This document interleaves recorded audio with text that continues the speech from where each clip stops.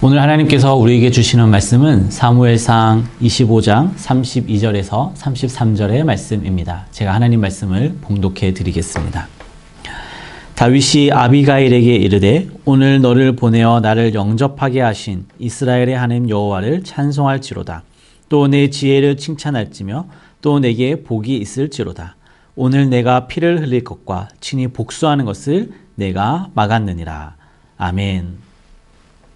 우리는 지금 다윗의 삶에 하나님의 은혜를 전달해 주었던 은혜의 전달자들을 살펴보고 있습니다. 오늘은 이 다윗의 삶 가운데 찾아왔던 분노를 잠재웠던 아비가일이라는 한 여인을 살펴보고자 합니다. 오늘 말씀이 우리에게 주는 메시지는 이 타오르는 분노를 잠재워주는 사람을 만나라. 타오르는 분노를 잠재워주는 사람을 만나라는 것입니다. 미움받을 용기라는 책에 이런 이야기가 하나 나옵니다.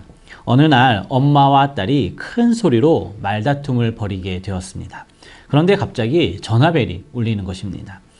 여보세요? 라고 엄마는 당황해서 전화를 받았는데 그 목소리에는 여전히 이 분노의 감정이 남아 있었습니다. 전화를 건 사람은 다름 아닌 이 담임 선생님이었습니다. 그걸 안 순간 엄마의 목소리는 정중한 톤으로 바뀌었습니다. 그리고는 그대로 가식을 차린 채 5분가량 담소를 나누고 수화기를 내려놓았습니다. 동시에 언제 그랬냐는 듯이 다시 딸에게 소리를 지르기 시작했다는 이야기입니다. 우리 일상 가운데 너무나도 흔하게 일어날 법한 이 이야기를 들려주면서 이 책은 이런 말을 덧붙입니다. 분노란 언제든 넣었다 빼서 쓸 수 있는 도구다 라고 말입니다. 그렇습니다. 분노는 스스로 분노하기로 또 화를 내기로 선택하는 것이다 라는 것입니다. 물론 사람이 살다 보면 화가 나는 상황이 있고 또 분노하는 상황이 생기기 마련입니다. 내가 원하는 대로 일이 풀리지 않을 때 우리는 화가 납니다. 또 우리가 무시를 당하거나 정당한 권리를 행사하지 못할 때 그리고 합당한 대우를 받지 못할 때 우리는 화가 납니다. 또 누군가가 사회 질서와 도덕과 윤리를 무너뜨리고 또 규칙을 어기고 특권을 누리고 혜택을 누리는 것을 보면 우리는 분노합니다. 그래서 그런 불의하고 불합리하고 부정한 것을 바르게 잡고자 우리는 화를 내고 분노합니다. 그런데 중요한 것은 이렇게 분노로 이루어낸 결과는 결코 내 것이 되지 못한다는 것입니다. 분노는 이 타오르는 불과 같아서 무언가 일이 되는 모양새를 갖추고는 있지만 결국 다 태워버려서 남는 것이 하나도 없게 만드는 헛된 일을 만드는 일이라는 것이죠. 그래서 분노가 일어나는 것은 이 분노가 일어나는 상황에서 분노하기로 선택하지 않기로 결정하는 것, 그 능력이 우리에게 있어야 한다는 것이죠.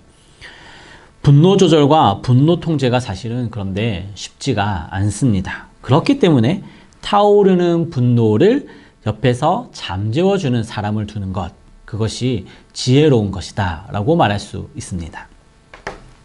오늘 우리가 함께 읽은 본문 사무엘상 25장에는 좀처럼 분노하지 않는 다윗이 대노하는 장면이 기록되어 있습니다. 골리앗을 물리친 다윗은 하루아침에 온 이스라엘의 영웅이 되었습니다. 하지만 그로 인해서 사울 왕의 시샘을 받아서 도망다니는 신세가 되고 맙니다. 다윗은 자신을 죽이려는 사울 왕을 피해서 광야로 도망을 다니다가 설상가상으로 자신에게 기름을 부어 왕으로 삼겠다고 약속해 주었던 사무엘 선지자의 죽음의 소식을 듣게 됩니다. 그렇게 다윗은 사울 왕의 추격을 피해서 어디까지 가냐면 이스라엘의 최남단이라 할 수 있는 바란 광야까지 도망가게 됩니다. 그리고 거기서 예전에 자신이 잠시 머물렀던 마온이라는 마을에 이르게 됩니다. 거기서 그 마을의 가장 부자인 나발이라는 사람을 찾아가서 사정이 여차여차하니 나에게 먹을 것을 좀 달라라고 요청을 합니다. 그러나 보기 좋게 거절을 당합니다. 거절당할 뿐만 아니라 상당한 모욕을 받고 돌아오게 됩니다. 그래서 다윗은 그동안 참고 참았던 모든 혈기가 솟아나기 시작합니다. 분노가 치솟기 시작합니다. 그러면서 자신과 함께하는 군사들과 함께 이 나발을 죽이겠다라고 이제 그를 찾아가고자 하는 결정적인 순간을 맞이하게 됩니다. 때마침 다윗이 이 분노하고 있다는 소식을 들은 나발의 아내 아비가일은 다윗이 타오르는 분노 때문에 자기 가족이 몰살당할 것이라는 이 위기를 감지하게 됩니다. 그리고는 부랴부랴 먹을 양식을 챙겨서 다윗을 찾아옵니다. 어쩌면 다윗의 칼에 자신이 가장 먼저 죽을 수 있는 상황이지만 아주 위험한 상황 가운데에 놓여 있지만 아비가일은 다윗 왕을 찾아옵니다. 그리고는 어찌된 영문인지 다윗 왕의 타오르는 분노를 잠재우게 됩니다. 어떻게 그런 일이 가능할 수가 있었을까요? 우리가 읽지는 않았지만 사무엘상 25장을 살펴보면 아비가일은 다윗의 발 아래 엎드려서 상처나고 무너진 다윗의 자존심을 한껏 높여줍니다. 그동안 쌓여있던 울분을 헤아려 주면서 어리석은 나발을 다시 다윗을 대신해서 꾸짖습니다. 그러면서 아비가일은 아주 의미심장한 말을 하나 하는데 그 말이 다윗의 타오르는 분노를 잠재우게 됩니다. 그 말의 내용은 이렇습니다. 다윗이 나중에 왕이 될 터인데 혹시라도 분노에 휩싸여서 복수의 칼을 휘둘러 사람을 죽였다라는 오점을 남기지 말라는 것입니다. 쉽게 말해 타오르는 분노로 지금까지 쌓아온 명성을 무너뜨리지 말고 앞으로 취할 영광에 걸림돌을 만들지 말라라고 권면한 것이죠. 그 말을 들은 다윗은 분노가 사그러지게 됩니다. 그러면서 오늘 우리가 함께 읽은 본문의 말을 다윗이 하는 것이지요. 사랑하는 여러분, 우리에게는 타오르는 분노를 잠재워주는 사람이 있습니까?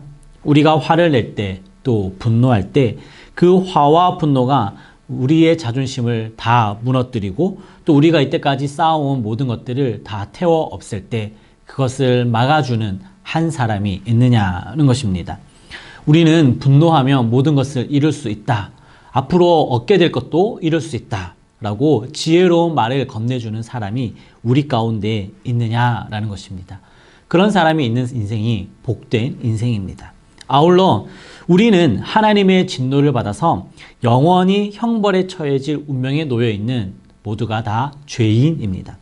그런 우리를 대신해서 하나님의 진노를 잠재워 주신 고마운 분이 우리에게는 있습니다. 바로 예수 그리스도입니다. 예수님은 우리를 대신해서 십자가에 달려 죽으심으로 우리의 모든 죄값을 우리를 대신하여 치루어 주셨습니다. 그리고 그런 예수님을 우리의 구원자라고 믿는 자에게 하나님은 진노를 받지 않고 구원해 주십니다. 사랑하는 여러분, 이 바라옵기는 우리의 분노를 잠재워 줄 수 있는 사람을 만나서 우리가 받은 은혜와 축복을 다 태워버리지 않고 잘 지켜낼 수 있고 또 우리를 대신해서 하나님의 진노를 잠재워 줄 수 있는 예수님을 만나서 영원한 형벌에서 벗어나 영원한 생명을 약속으로 받는 하나님의 복된 자녀가 될 수 있기를 우리 주 예수 그리스도의 이름으로 축복합니다. 기도하겠습니다.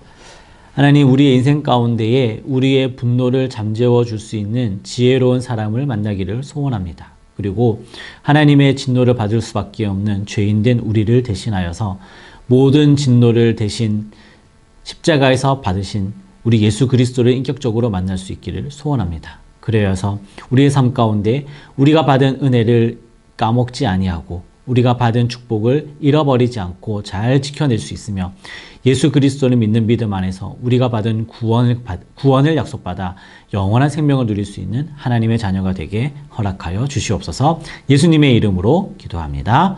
아멘.